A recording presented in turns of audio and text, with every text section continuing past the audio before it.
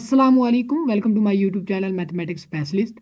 आज हम 12.5 का क्वेश्चन नंबर 47 करेंगे। तो क्या कहता है, find the angles between the planes. हमारे पास दो प्लेन दिए गए हैं, उनके दरमियान हमने एंगल फाइंड करना है। तो जब भी दो प्लेन्स के दरमियान एंगल्स की बात आए तो आपने क्या करना होता है कि उनके जो नॉर्मल वेक्टर निकाल लेने होते हैं, और उन नॉर्मल वेक्टर को क्या करना होता है कि इस फार्मूले में आपने पुट करना है। ये जो फार्मूला दिया गया है इसमें पुट करके आपने यहाँ से ये थीटा एंगल फाइंड कर लेना है। तो चलते हैं। तो हमारे पास 47 क्वेश्चन में ये एक प्लेन ये दिया गया, दूसरा प्लेन ये दिया गया। तो फॉर प्लेन वन, तो इसका जो नॉर्मल वेक्टर होगा, नॉर्मल वेक्टर एन जो होगा, एन वन इसको कह ले, वो होगा क्या, I unit vector plus J unit vector plus 0 के यूनिट वेक्टर, जिसके हम कंपोनेंट फॉर्म यूं लिख सकते हैं 1 1 और 0। इसके बाद फॉर प्लेन टू, यानी कि प्लेन टू के लिए जो इसका नॉर्मल वेक्टर एन टू होगा वो हमारे पास होगा ये 2 1 और -2, यानी कि 2 I unit vector plus J unit vector और -2 के यूनिट वेक्टर।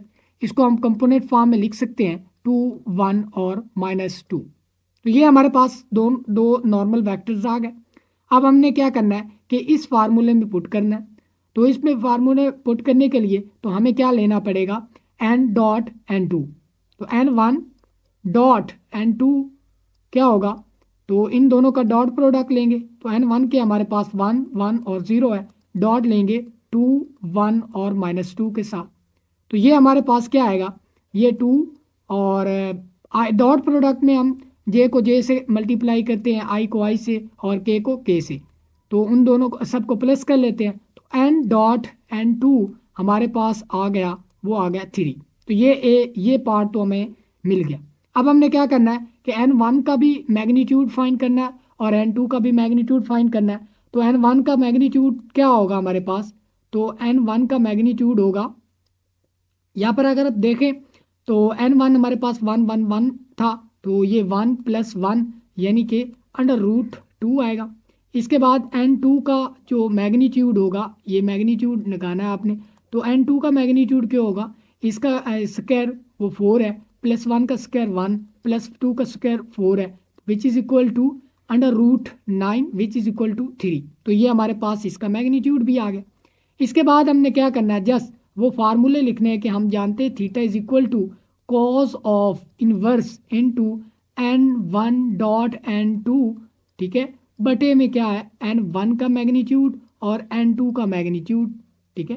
तो कॉस ऑफ इनवर्स इनटू ये n dot n one dot n two हमारे पास आया था 3, वो 3 लिख दिया, बटे में क्या है ये एन वन वन का मैग्नीट्यूड जो था वो √2 था। इसके बाद डॉट क्या है कि 3 है, ठीक है। तो ये चीज़ आ गई। इसके बाद ये 3 3 कैंसिल हो जाएगा, तो कॉस ऑफ इनवर्स हमारे पास, कॉस ऑफ इनवर्स जो है वो क्या बन जाएगा 1/√2।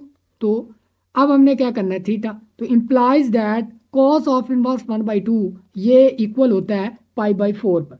तो ये इक्वल होगा π/4 के। तो ये हमारे पास वो रिक्वायर्ड थीटा होगा। 48 की बारी है।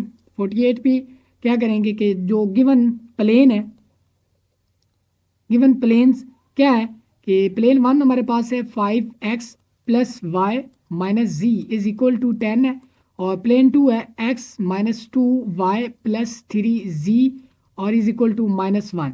तो ये हमारे पास है प्लेन।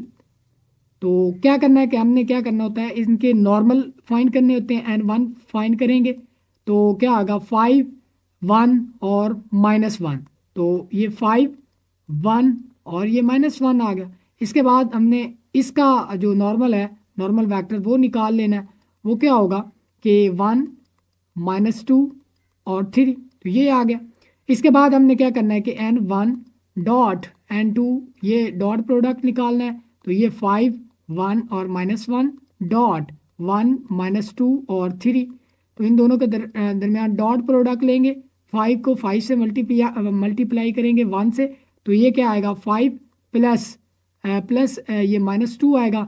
इसके बाद -1 को ये -3 आएगा। तो इसका मतलब हमारे पास जो ये जो डॉट प्रोडक्ट आया वो क्या है, 0 आ गया। इसके बाद n1 का हम लेंगे मैग्नीट्यूड, दोनों का अलग अलग मैग्नीट्यूड लेंगे। तो n1 का मैग्नीट्यूड लेंगे तो 25 + 1 तो विच इज़ इक्वल टू ये √27 बन जाएगा। n2 का भी मैग्नीट्यूड लेंगे तो ये हमारे पास क्या है, बन जाएगा 1 का स्क्वायर 1 +2 का -2 का स्क्वायर 4 +3 का स्क्वायर 9 तो विच इज़ इक्वल टू √ ये बन जाएगा 14। ठीक है, तो अब हमने क्या करना है कि वो एज वी नो डैट जो थीटा होता है वो बराबर किसके होता है, cos of inverse dot product है इन दोनों नॉर्मल के दरमियान। ठीक है, बटे में क्या है कि उन दोनों नॉर्मल के जो है वो मैग्नीट्यूड। ठीक है, तो ये चीज़ आ गई। तो कॉस ऑफ इनवर्स तो n1 डॉट n2 हमारे पास क्या आया था, वो 0 आया था, ये 0 बटे में क्या है √27 आएगा × √15 आएगा। ओके हो गया। तो ये हमारे पास फाइनली हमारे पास क्या आ गया, ये बन जाएगा कॉस इनवर्स ऑफ 0। और कॉस इनवर्स ऑफ 0 जो होता है वो होता है π/2। इसका मतलब क्या हो गया कि हमारे पास थीटा जो है वो हमारे इक्वल किसके है, π/2 के। क्वेश्चन नंबर 49 को डिस्कस करते हैं। तो सबसे पहले क्या करता है कि find the acute angles between the intersecting lines. जब इंटरसेक्टिंग लाइंस की बात हो तो आपने क्या करना है कि दोनों लाइंस की आपने पैरेलल वेक्टर निकाल लेने, यानी कि ये पैरामेट्रिक इक्वेशन दी गई हैं तो इनके क्या करने हैं कि पैरामेट्रिक जो पैरेलल। क्वेश्चन नंबर 49 को डिस्कस करते हैं। तो सबसे पहले आपने देखना है कि पैरामेट्रिक इक्वेशन ऑफ 2 लाइंस दी गई हैं तो उसमें से क्या करना है, यार नहीं find question number 49 find the acute angles between the intersecting lines, यानी कि 2 लाइंस दी गई हैं जो कि इंटरसेक्टिंग है तो उनके दरमियान एक्यूट एंगल्स को फाइंड करना है। तो सबसे पहले आपने क्या करना है कि दोनों लाइंस की पैरामेट्रिक इक्वेशन दी गई हैं उनके पैरेलल वेक्टर्स को निकाल लेना है। ठीक है, तो हम देखते हैं कि हमारे पास L1 जो है वो दी गई है x = t है और y = 2t है और z = -t है।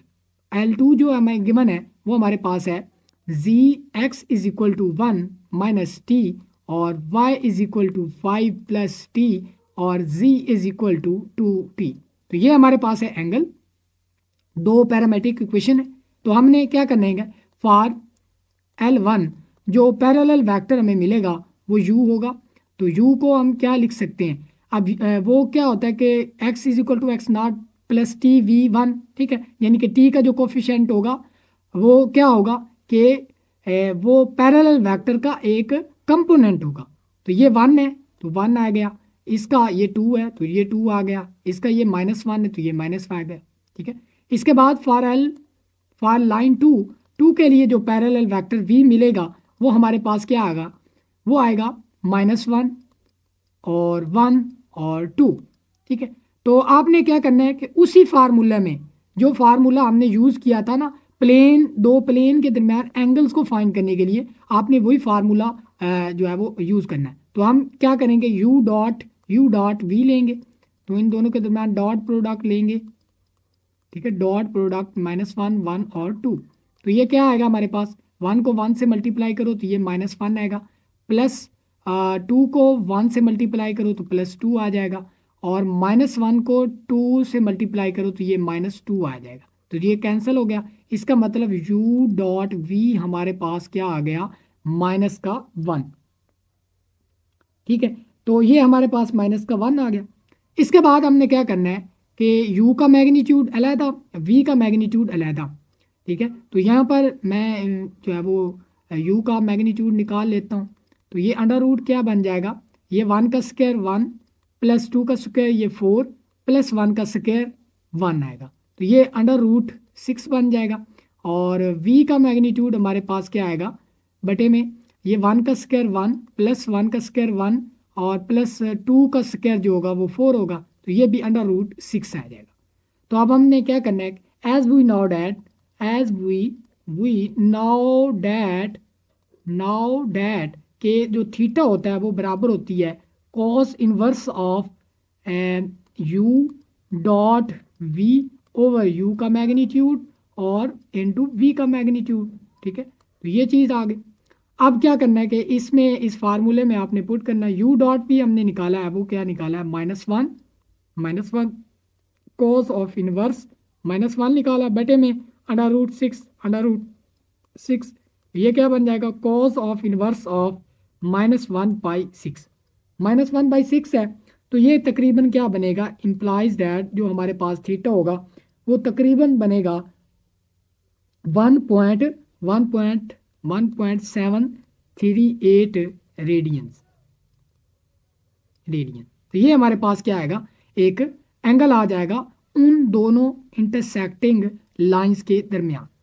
क्वेश्चन नंबर 50 को डिस्कस करते हैं। तो हमारे पास पहली जो पैरामेट्रिक इक्वेशन है वो है 2 + t और y is equal to 4t + 2 और z इज इक्वल टू है 1 + t।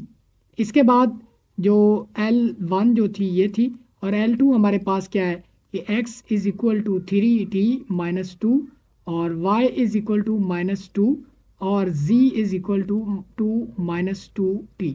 तो ये हमारे पास है दो पैरामेट्रिक इक्वेशन लाइंस दी गई। तो अब हमने क्या करना है कि फॉर L1 तो L1 के लिए जो होगा पैरेलल वेक्टर वो क्या होगा 1 4 और 1 यानी कि ये t के कोफिशिएंट 1 4 1। तो और v हमारे पास फॉर L2 के लिए होगा एंड इधर लिखेंगे फॉर L2 के लिए हमारे पास जो v वेक्टर होगा पैरेलल वेक्टर होगा वो 3 0 और -2 3 0 और -2। अब हमने क्या करना है कि u डॉट v लेना है, इन दोनों का डॉट प्रोडक्ट लेना है 1 4 और 1 डॉट क्या लेंगे 3 0 और -2। तो इन दोनों का डॉट प्रोडक्ट लिया 3 को 1 से मल्टीप्लाई करेंगे तो 3 आएगा प्लस करेंगे 4 को 0 से मल्टीप्लाई करें 0 आएगा और 2 को -2 को 1 से मल्टीप्लाई करें तो ये -2 आ जाएगा। तो ये लिख लेंगे। तो इसका मतलब u डॉट v हमारे पास कितना आया 1 आया। अब हमने क्या करना है कि u का मैग्नीट्यूड फाइंड करना है।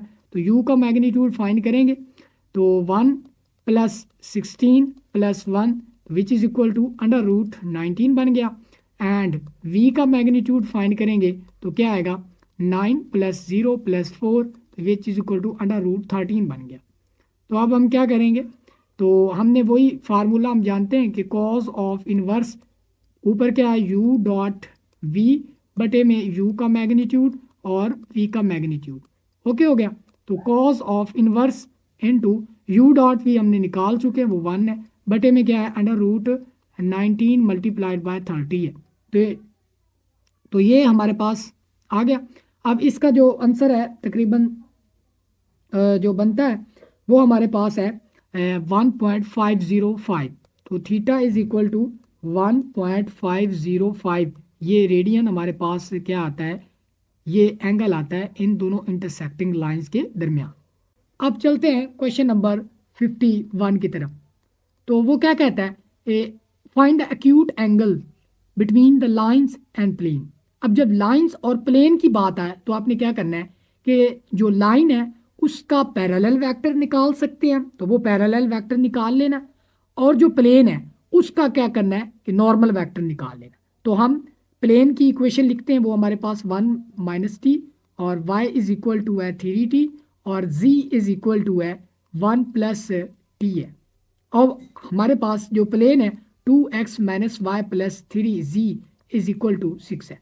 तो ये इसके लिए the parallel vector u of given line तो इसका पैरेलल वेक्टर u जो होगा वो क्या होगा t के कोफिशिएंट -1 3 और 1 है। अब जो है इधर आपने क्या करना है कि the normal vector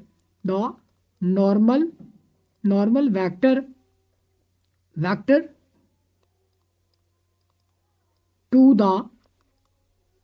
given plane ठीक है। तो नॉर्मल वेक्टर हमारे पास n होगा वो क्या होगा वो होगा 2 - 1 और 3। तो ये हमारे पास है नॉर्मल वेक्टर। तो आपने क्या करना है कि वही जो सेम फार्मूला है आपने इधर भी वही सेम फार्मूला इस्तेमाल करना है कि u डॉट n ले लेना है। तो क्या होगा, u हमारे पास -1 3 और 1 है, और इसके बाद डॉट है 2 -1 और 3 है, तो इन दोनों के डॉट प्रोडक्ट -1 को 2 से मल्टीप्लाई करेंगे तो ये -2 आएगा, 3 को मल्टीप्लाई करें तो -3 आएगा, 1 को मल्टीप्लाई करेंगे तो ये पॉजिटिव का 3 आएगा, ये कैंसिल हो जाएंगे, तो u डॉट n हमारे पास कितना आया, -2, तो ये हमारे पास आ गया u डॉट n। इसके बाद हम क्या करेंगे, u का मैग्नीट्यूड अलहदा और v का मैग्नीट्यूड अलहदा, u का मैग्नीट्यूड निकालेंगे तो ये हमारे पास आएगा इसके हर कंपोनेंट का square 1 + 9 + 1 which is equal to √11 आ जाएगा। ठीक है, इसके बाद तो अगर हम n का मैग्नीट्यूड लें तो वो हमारे पास क्या आएगा, 2 का स्क्वायर 4 + 1 -1 का स्क्वायर 1 + 3 का square 9 which is equal to 14, तो ये 14 आ जाएगा हमारे पास। इसमें अब हम क्या करेंगे कि जो हमारे पास एंगल के लिए एक फार्मूला है जो कि कॉस ऑफ इनवर्स u, यानी कि एक लाइन का पैरेलल वेक्टर और प्लेन्स का नॉर्मल वेक्टर, उनके दरम्यान डॉट प्रोडक्ट बटे में उन दोनों वेक्टर का मैग्नीट्यूड। ठीक है, तो क्या करेंगे, cos of inverse of u dot n, यानी कि u डॉट n हमारे पास क्या है, -2 है, बटे में क्या होगा, √11 डॉट n2 √14, तो ये हमारे पास अब जो है वो इसको कैलकुलेट करेंगे तो हमारे पास आंसर बनेगा, आंसर हमारे पास बनेगा 0.6 ठीक है, तो ये आ गया रेडियन में। तो बिल्कुल इसी तरह आपने क्वेश्चन नंबर 52 को भी डिस्कस कर लेना। तो आज के हमारे क्वेश्चन जो है कंप्लीट हुए। अब जो है वो आगे हम न्यू चैप्टर को कल से स्टार्ट करेंगे। अल्लाह हाफिज़।